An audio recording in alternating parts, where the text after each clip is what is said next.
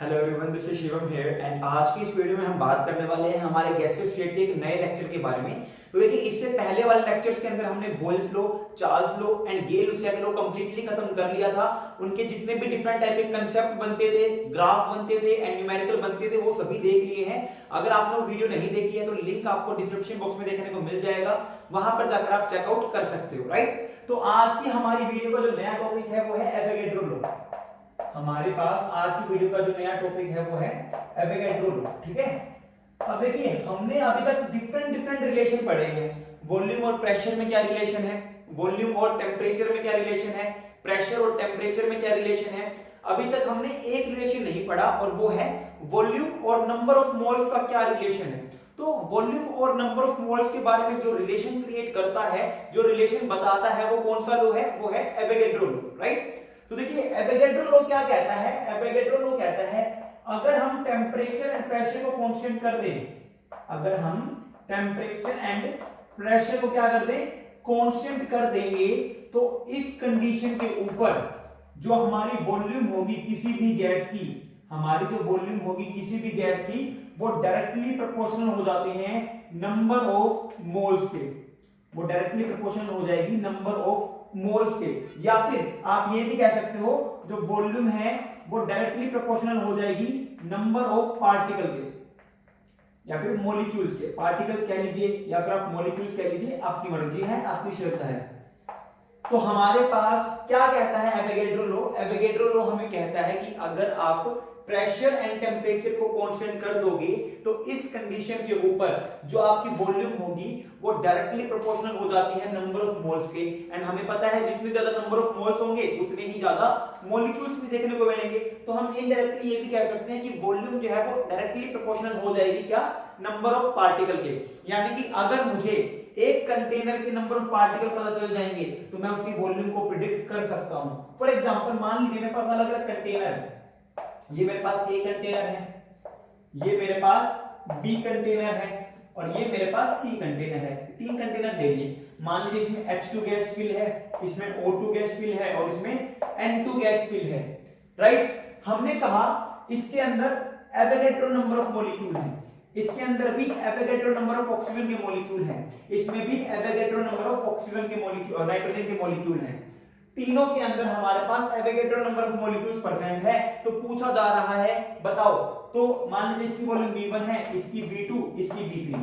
तो हमसे पूछा गया है जो गैस इसके अंदर फिल है उसकी वॉल्यूम हमें क्या देखने को मिलेगी, और कंडीशन दे दी क्या, इन तीनों कंटेनर की, इन तीनों कंटेनर के लिए जो टेम्परेचर एंड प्रेशर है वो क्या है, कांस्टेंट। इन तीनों के लिए जो टेम्परेचर एंड प्रेशर है वो क्या ले लिया हमने, कांस्टेंट ले लिया। तो हमें एक लॉ पता है क्या, कि अगर टेम्परेचर एंड प्रेशर कांस्टेंट होगा तो वॉल्यूम जो है वो नंबर ऑफ मॉलिक्यूल्स के डायरेक्टली प्रोपोर्शनल हो जाएंगे। जितने ज्यादा मॉलिक्यूल्स उतनी ज्यादा वॉल्यूम। तो क्योंकि तीनों के अंदर सेम अमाउंट ऑफ गैस भरी हुई है, तीनों के अंदर सेम मॉलिक्यूल ऑफ गैस भरी हुई है, तो तीनों की वॉल्यूम क्या होगी, सेम हमें देखने को मिलेगी। यानी कि V1 इक्वल होगा V2 के, V2 इक्वल होगा V3 के। ये मैं नहीं कह रहा हूं, ये एवोगैड्रो लॉ कहता है। अगर नंबर ऑफ मॉलिक्यूल सेम है, अलग अलग गैसेस होंगी, बेशक उनका नेचर कुछ भी हो, उनके मॉलिक्यूल्स अगर सेम हो जाएंगे तो वॉल्यूम भी सेम हो जाएगी। क्यों? क्योंकि वॉल्यूम और मॉलिक्यूल्स के बीच में डायरेक्ट रिलेशन है। इसके कितने मॉलिक्यूल्स है, उसके भी इतने हैं, इसके भी इतने हैं, तो तीनों की वॉल्यूम भी सेम पाएगी। तो यहाँ पे अगर हम क्या करें, इस प्रोपोर्शनलिटी के साइन को हटाते हैं तो हमारे पास क्या आ जाएगा, एक कांस्टेंट, और यहाँ पे आ जाएगा नंबर ऑफ मोल्स, ठीक है। n से रिप्रेजेंट कर देते हैं, तो V = Kn हमें देखने को मिल जाएगा, V = Kn हमें देखने को मिल जाएगा। और यहां से रिलेशन क्या डिराइव होगा, V/n आ जाएगा कांस्टेंट, V/n आ जाएगा कांस्टेंट। यानी कि हम कह सकते हैं वॉल्यूम बढ़ाएंगे तो नंबर ऑफ मोल्स बढ़ जाएंगे और जो ओवरऑल चेंज आएगा वो कांस्टेंट होगा। पहले जो रेशियो आ रहा था volume by number of moles का, अभी भी वही देखने को मिलेगा। यानी कि V1/N1 जो है वो इक्वल पाएगा V2/N2 के। ये हमारे पास क्या है, ये हमारे पास एक छोटा सा रिलेशन है। लकीली आपके लिए अच्छी बात यह है कि यहाँ से ग्राफ के क्वेश्चन नहीं बनते हैं और कोई ग्राफ के क्वेश्चन पूछता भी नहीं है, तो हमें ग्राफ करने की जरूरत नहीं है, क्योंकि मुझे नहीं लगता किसी भी बुक में इसको लेके ग्राफ है। इवन आप कोई भी किसी भी इंस्टीट्यूट के पैकेजेस उठा लीजिए, आपको एवोगैड्रो लॉ के ऊपर ग्राफ नहीं मिलेंगे, क्योंकि जरूरत नहीं है, कोई क्वेश्चन पूछता ही नहीं है। हमारे कोर्स में भी मेंशन नहीं है सच कुछ, तो हम ग्राफ को रहने देते हैं, राइट। और बाकी अगर आप ग्राफ करना भी चाहो तो मैंने आपको जो ग्राफ है वो अच्छे से समझाए हुए हैं कि किस तरीके से हमें ग्राफ बनाने होते हैं। आपके पास वॉल्यूम है, नंबर ऑफ मोल्स है, स्ट्रेट लाइन इक्वेशन यहाँ पे फॉलो हो जाएगी। तो y equal to mx plus c की तरह करके जिस तरीके से हमने चार्ल्स लॉ में बनाए थे, जिस तरीके से हमने चार्ल्स लॉ के अंदर ग्राफ बनाए थे, वैसे ही ग्राफ हमें देखने को मिल जाते हैं, राइट। ठीक है, अब देखिए हमने जो है कितने लॉ पढ़ लिए, बोयल्स लॉ पढ़ लिया, राइट। स्पेलिंग गलत पाएगी, मुझे फील अभी भी आ रही है, उस दिन भी मैंने स्पेलिंग गलत लिखी थी, चलो कोई नहीं। हमने चार्ल्स लॉ पढ़ लिया। हमने क्या किया, हमने एक जो है गे-लुसेक लॉ पढ़ा है और एक हमने पढ़ लिया है अभी अभी रिसेंटली एवोगैड्रो लॉ। अब देखिए ये तीनों ही लॉ जो है ये आइडियल गैस इनको फॉलो करती है, इन चारों को लॉ को ही आइडियल गैस क्या करती है, फॉलो करती है। अब देखिए यहां पर ये क्या कहता है, प्रेशर जो है वो इनवर्सली प्रोपोर्शनल है वॉल्यूम के, ये है बोयल्स लॉ, सिंपल सी बात। चार्ल्स लॉ कहता है कि हमारे पास जो प्रेशर जो वॉल्यूम हमारे पास है वो डायरेक्टली प्रोपोर्शनल है टेंपरेचर के, सिंपल सी बात। गे-लुसेक लॉ कहता है प्रेशर जो है वो डायरेक्टली प्रोपोर्शनल है टेंपरेचर के, एक और बात। और एवोगैड्रो लॉ कहता है कि वॉल्यूम जो है वो डायरेक्टली प्रोपोर्शनल है नंबर ऑफ मॉलिक्यूल्स के या फिर नंबर ऑफ मोल्स के। नया, अब देखो यहां पर भी वॉल्यूम है, यहां पर भी वॉल्यूम है, यहां पर भी वॉल्यूम है। गे-लुसेक लॉ प्रेशर और टेंपरेचर के बीच में रिलेशन देता है जो कि यहां से ऑलरेडी डिराइव हो जाएगा, क्योंकि यहां पे प्रेशर वॉल्यूम का रिलेशन है, यहां पे वॉल्यूम टेंपरेचर का है, तो एक तरीके से यहां से हम प्रेशर वॉल्यूम प्रेशर और टेंपरेचर को भी रिलेट कर सकते हैं। अगर मैं क्या करूं, बोयल्स लॉ, चार्ल्स लॉ और एवोगैड्रो लॉ इन तीनों को कंबाइन कर दूं तो मेरे पास एक नई इक्वेशन निकल के आती है जिसे हम कहते हैं आइडियल गैस इक्वेशन।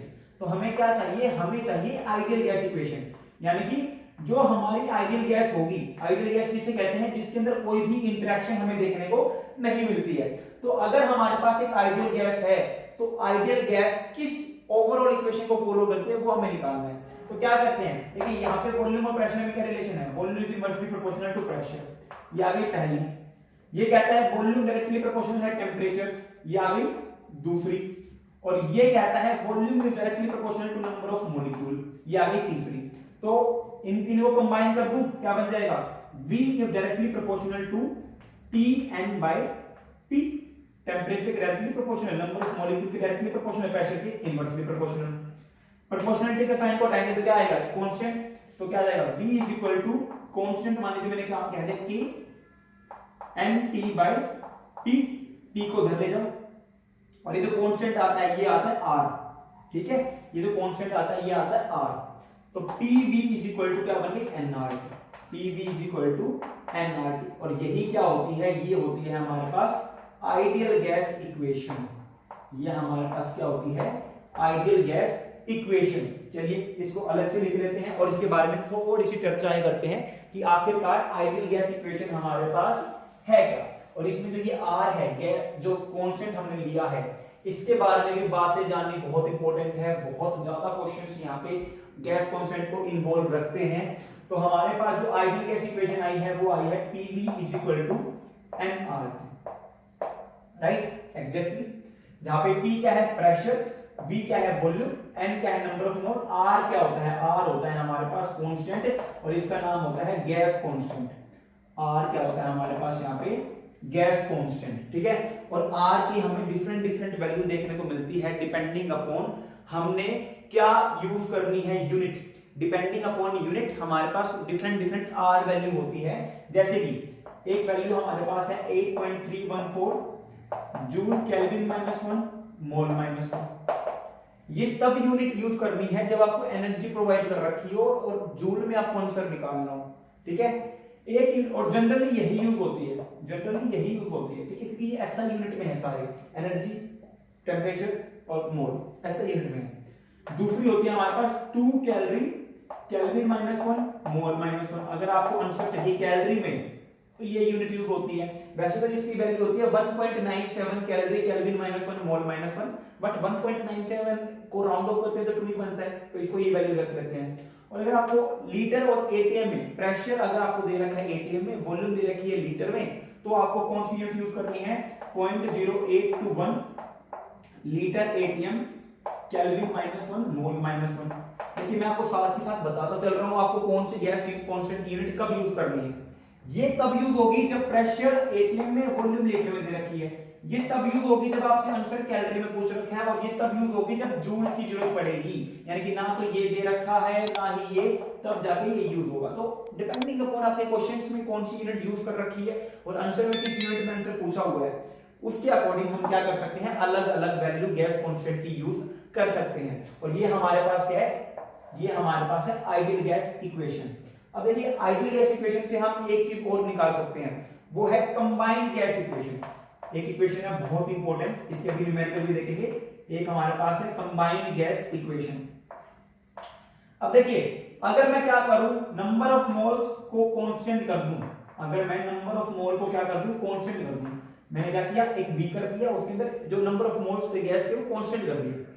तो उस टाइम पे हम क्या कह सकते हैं, PV/T क्या हो जाएगा, कांस्टेंट। PV/T क्या हो जाएगा, कांस्टेंट। टेंपरेचर को इधर ले गए हम, N कांस्टेंट कर दिया, R तो गैस कांस्टेंट है, ऑलरेडी कांस्टेंट है, तो PV/T क्या आ जाएगा, कांस्टेंट आ जाएगा। इसका मतलब pressure multiply volume by temperature को, अगर मैंने प्रेशर बढ़ाया वॉल्यूम घटेगी, टेम्परेचर बढ़ेगा, तो ओवरऑल जो चेंज आएगा वो कांस्टेंट रहेगा। यानी कि मैं कह सकता हूं P1 V1/T1 जो है वो इक्वल होगा P2 V2/T2 के। और यही हमारे पास क्या होती है, कंबाइंड गैस इक्वेशन होती है। यही हमारे पास क्या होती है, कंबाइंड गैस इक्वेशन हमें देखने को मिलती है, राइट। और इसी के बेसिस के ऊपर हमें कई न्यूमेरिकल देखने को मिलते हैं। कुछ एक न्यूमेरिकल अभी हम डिस्कस कर लेते हैं जहां पे हमारे पास कंबाइंड गैस इक्वेशन का यूज हो रहा होगा, राइट। ठीक है, चलिए कॉपी पेन निकाल लीजिए। इक्वेशंस आपको सारी पता है, हमेशा याद रखिएगा, मैंने आपको कई बार समझाया है। अगर आपको क्वेश्चंस करने हैं तो आपको ये पता होना चाहिए कि आपके क्वेश्चंस में कौन सी इक्वेशन लगने वाली है, because without knowing the equation you can not able to do the questions, right. ठीक है, अब बात करते हैं हमारे क्वेश्चन की। क्वेश्चन हमें क्या कहता है, क्वेश्चन देखिए हमें कहता है volume of a balloon at earth surface is 500 litre. हमें एक बैलून दे रखा है और इस बैलून की जो वॉल्यूम है वो है 500 लीटर। इसकी जो वॉल्यूम है वो है 500 लीटर। कहां पे, अर्थ के सरफेस के ऊपर। देखिए हर एक बात को गहराई से जानने की कोशिश कीजिएगा, हर एक बात में कोई ना कोई इंफॉर्मेशन हमारे पास छुपी होती है। वॉल्यूम दे दी अर्थ के सरफेस पे 500 लीटर। हमें कहा है find the volume of balloon at a height where atmospheric pressure is 0.2 atm। हमने इस बैलून को एक हाइट पे ले गए, ठीक है। अब मैंने ऊपर बना दिया तो अब हाइट तो नीचे दिखानी पड़ेगी, ठीक है। एज्यूम करो मैं इस बैलून को एक हाइट पे ले गया और जो हाइट है वो इतनी है कि वहां पर जो प्रेशर है वो है 0.2 atm। तो ये तो नया प्रेशर आ गया, इसको मैंने P2 कह दिया। ये क्या है, नया प्रेशर, क्योंकि यहाँ पर भी तो कुछ प्रेशर होगा। उसके बाद जब मैं इसको एक हाइट पे लेके गया हूं तो वहां पर हमारे पास क्या है, प्रेशर आ गया 0.2 atm। हमें कहा गया वॉल्यूम बताओ बैलून की क्या देखने को मिलेगी जब हमारा जो प्रेशर है वो कितना हो गया, इस इतनी हाइट पे लेके गए हैं हम बैलून को जहां पे प्रेशर कितना है 0.2 atm। और हमें एज्यूम करने के लिए कहा है कि टेम्परेचर रिमेन कांस्टेंट, ठीक है। यानी कि यहां पर जो टेम्परेचर था T, यहां पर भी वही टेम्परेचर है T। अब देखिए हमें क्या दे रखा है, टेम्परेचर के बारे में इंफॉर्मेशन दे रखा है, या फिर आप कह लीजिए टेम्परेचर तो कांस्टेंट दे रखा है एक तरीके से। टेम्परेचर हमें क्या दे रखी है, कांस्टेंट। टेम्परेचर दे दिया हमें कांस्टेंट, ठीक है। और क्या कह रखा है, वॉल्यूम 500 लीटर है V1, V2 हमें बताना है, V2 हमें बताना है। तो बताओ कौन सी इक्वेशन लगेगी सबसे पहले। तो देखिए आप चाहे तो कंबाइंड गैस इक्वेशन लगा लीजिए। अगर आपको पहचानने में मुश्किल हो रही है कि हम बॉयल्स लॉ वाली इक्वेशन लगाएं, चार्ल्स लॉ लगाएं, गिब्स लॉ लगाएं, एवोगैड्रो लॉ लगाएं, मत कंफ्यूज होइए। एक काम कीजिए, कंबाइंड गैस इक्वेशन लगा दीजिए। P1 V1/T1 is equal to P2 V2/T2। आप कहोगे सर ये क्या बकवास कर रहे हो, अगर बॉयल्स लॉ लगता होगा, चार्ल्स लॉ लगता होगा या गिब्स लॉ लगता होगा फिर ये तो गलत हो जाएगा। नहीं होगा। अरे बच्चों हमने कंबाइंड गैस इक्वेशन कैसे निकाली है, इन सभी चीजों को मर्ज करके। देखो टेम्परेचर कांस्टेंट है, प्रेशर और वॉल्यूम दे रखा है, राइट। प्रेशर और वॉल्यूम दे रखा है, तो हमारे पास कौन सा रिलेशन आ गया, बॉयल्स लॉ आ गया ना। और बॉयल्स लॉ क्या कहता है, P1 V1 P2 V2। कर लिया था हमने ये। बॉयल्स लॉ हमें ये कहता है, आप कहोगे सर इसमें तो ये इक्वेशन लग रही है, आपने ये लगा दिया, इसमें तो टेम्परेचर इंक्लूड हो गया।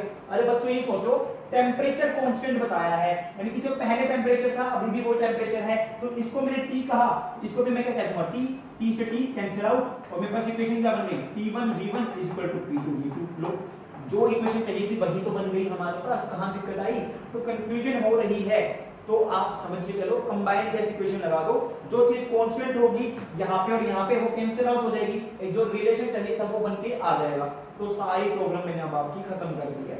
अब कहोगे आप सर ना तो P1 पता, V1 चलो दे दिया हमें 500, P2 हमें दे दिया चलो 0.2, V2 हमसे पूछ लिया, कैसे करते हैं? एक ही इक्वेशन दो अननोन फैक्टर कैसे सोल्व हो जाए? तो बच्चों मैंने इसलिए कहा था जब भी आपको एक क्वेश्चन दिया जाए तो जो इंपॉर्टेंट पॉइंट्स है उनको हाईलाइट किया करो, क्योंकि वहां से कोई ना कोई इंफॉर्मेशन हमें मिलने वाली होती है। अब देखिए एटमॉस्फेरिक प्रेशर आपको पता कितना होता है? एटमॉस्फेरिक प्रेशर होता है 1 atm, यानी कि एटमॉस्फेयर का जो जनरल प्रेशर रहता है हम 1 atm एज्यूम करते हैं। मुझे क्या कहा गया? वॉल्यूम जो है 500 लीटर है एट अर्थ के सरफेस के ऊपर। अर्थ का सरफेस यानी कि उसके ऊपर कितना प्रेशर होगा? एटमॉस्फेरिक प्रेशर, और एटमॉस्फेरिक प्रेशर हम एज्यूम करते हैं या फिर हम कंसीडर करते हैं 1 atm। तो यहाँ पे उसने मुझे ये जानना था कि एग्जामिनर हमसे ये जानना चाहता है कि आपको इतनी नॉलेज है या नहीं है। आप सिंपल न्यूमेरिकल को थोड़ा सा कॉम्प्लेक्स बना देता है तो उसको रिजोल्व कर सकते हो या नहीं कर सकते हो, यानी कि P1 अननोन नहीं है। P1 के लिए उसने यही इंफॉर्मेशन दी थी कि अर्थ के सरफेस के ऊपर शुरू में वैल्यू प्रेजेंट है। तो यहाँ पे जो प्रेशर आ गया वो आ गया 1, तो 500 मल्टीप्लाई 1 डिवाइडेड बाय 0.2, तो V2 आ जाएगी हमारे पास 500 डिवाइडेड बाय 0.2, ये हटा देंगे, ये बन गया हमारे पास 2 to the 4 2 5 10 00 2500 लीटर। हमारे पास जो वॉल्यूम आ जाएगी वो आ जाएगी 2500 लीटर। तो इस तरीके से हम क्या कर सकते हैं, इस क्वेश्चन को सॉल्व कर सकते हैं, राइट। चलिए एक और क्वेश्चन देखते हैं, अच्छा सा प्यारा सा नन्हा मुन्ना सा, देखते हैं लगा पाते हैं नहीं लगा पाते। तो वीडियो बीच में पॉज कर देना, ट्राई करना खुद से, नहीं हो या फिर आंसर हो जाए उसके बाद ही चेक करना कि क्या आपका आंसर ठीक है या नहीं है, ठीक है। क्वेश्चन है हमारे पास, if the volume of a container is reduced to 1/4 of its initial value, ठीक है। मान लीजिए मेरे पास एक कंटेनर था, देखो जब भी मैं फिजिकली क्वेश्चन करता हूं ना तो मैं डायग्राम्स जो डिटेल्स दे रखी है उनको बहुत अलग से लिखता हूं, क्योंकि मुझे दिक्कत ना हो ताकि, ठीक है। अगर मैं डायग्राम्स बना लूं, अगर मैं डिटेल्स जो है वो उसको अच्छे से लिख लूं तो मेरा 80% क्वेश्चन सोल्व हो जाता है। बस मुझे फिर फॉर्मूला लगा के उसको वैल्यू पुट करके सॉल्व करना होता है, बस मेरा इतना काम रहता है कि मुझे फॉर्मूला याद आ जाए कि क्या लगने वाला है, उसके अलावा तो क्वेश्चन में कोई भी दिक्कत नहीं रहती। अब देखो एक क्वेश्चन को करने के लिए मैं बार बार स्टेटमेंट पढूं, क्या दे रखा था, अच्छा ये दे रखा था, फिर क्वेश्चन करने लगूं, अरे क्या दे रखा था, ये दे रखा था, ये करते करते दिमाग घूम जाता है। इतनी बड़ी स्टेटमेंट को आप बार बार पढ़ोगे तो टाइम बहुत वेस्ट होगा। टाइम कैसे बचता है? टाइम बचेगा अगर आप उन चीज को नोट कर लो अलग से। मुझे क्या कह रखा है, मुझे कह रखा है एक कंटेनर है जिसकी वॉल्यूम को रिड्यूस कर दिया 1/4, यानी कि पहले वॉल्यूम थी मान लो 1V, तो रिड्यूस टू 1/4, रिड्यूस बाय 1/4 नहीं कहा कि 1/4 कर दी है रिड्यूस करके, तो ये 1/4V है मेरे पास जो नया कंटेनर है उसकी वॉल्यूम, राइट। अब हमें कह रखा है temperature is increase from 27 degree to 327 degree, यानी कि यहाँ पे टेम्परेचर था 27 डिग्री सेल्सियस, यानी कि कितना हो गया ये 300 केल्विन। साथ ही साथ लिख कर रहा हूँ, यूनिट कन्वर्जन साथ ही साथ कर दो ताकि बाद में दिक्कत ही ना आए। और नया जो टेम्परेचर है T2 वो कर दिया 327 डिग्री सेल्सियस, तो 327 डिग्री सेल्सियस कितना होगा 600 केल्विन। दो इंफॉर्मेशन हमें मिल गई है। हमें पूछा गया फाइंड चेंज इन प्रेशर, कितना प्रेशर में चेंज आएगा, डेल्टा P बताना है हमें। चेंज इन प्रेशर का क्या मतलब है, हमें डेल्टा P बताना है। अब हमें ना तो P1 के बारे में बता रहा था ना P2, तो मैंने मान लिया P1 जो है वो है P और P2 हम निकाल लेते हैं, ठीक है। P1 मैंने P एज्यूम कर लिया, चलो कुछ भी होगा, P2 हम निकाल लेते हैं, ठीक है। मुझे नहीं समझ में आ रहा, देखो टेम्परेचर भी दे रखा है, प्रेशर भी दे रखा है और वॉल्यूम दे रखी है, लगा दो combined equation, P1 V1 by T1 is equal to P2 V2 by T2, लगा दी भाई। T1 मेरे पास P है, V1 मेरे पास V है और T1 मेरे पास 300 है, इज इक्वल टू P2 मेरे पास पता नहीं, P2 तो निकालना है मुझे इन टर्म्स ऑफ P। मेरे पास जो V है वो है 1/4 ऑफ V, 1/4 ऑफ V, और जो मेरे पास टेम्परेचर है वो है 600 केल्विन, ठीक है भाई। V से तो V कैंसिल आउट हो गया हमारे पास, कोई दिक्कत नहीं है। अब यहाँ पे जो P2 है वो क्या बन जाएगा, P2 बन जाएगा हमारे पास, P2 आ गया P multiply 4 multiply 600, P multiply 4 multiply 600 divided by 300। तो इसको सोल्व करेंगे हमारे पास कितना आ जाएगा 8P। मेरे पास जो P2 आया है वो आ गया 8P। इनिशियल प्रेशर क्या एज्यूम किया था P, तो मेरे पास चेंज इन प्रेशर पूछा ना, तो डेल्टा P क्या हो जाएगा P2 minus P1 that is 8P minus 1P that is equal to 7P। तो जो प्रेशर में चेंज आया है वो 7 टाइम्स है इनिशियल प्रेशर के। जो नया प्रेशर आया है, चेंज हुआ है प्रेशर, वो 7 टाइम्स है इनिशियल प्रेशर के। तो इस तरीके से आपको क्वेश्चन सोल्व करने हैं। तो आई होप आपको जो वीडियो है पसंद आई होगी। जो भी डाउट है आप कमेंट सेक्शन में कमेंट कर सकते हो, या फिर मेरे इंस्टाग्राम हैंडल्स के ऊपर जाके या डिफरेंट सोशल हैंडल्स के ऊपर जाके मैसेज ड्रॉप आउट कर सकते हो। टेलीग्राम का व्हाट्सएप नंबर या इंस्टाग्राम का लिंक आपको डिस्क्रिप्शन बॉक्स में देखने को मिल जाएगा, या मेरे चैनल के अबाउट सेक्शन में भी आपको देखने को मिल जाएगा। So thank you very much, have a good day.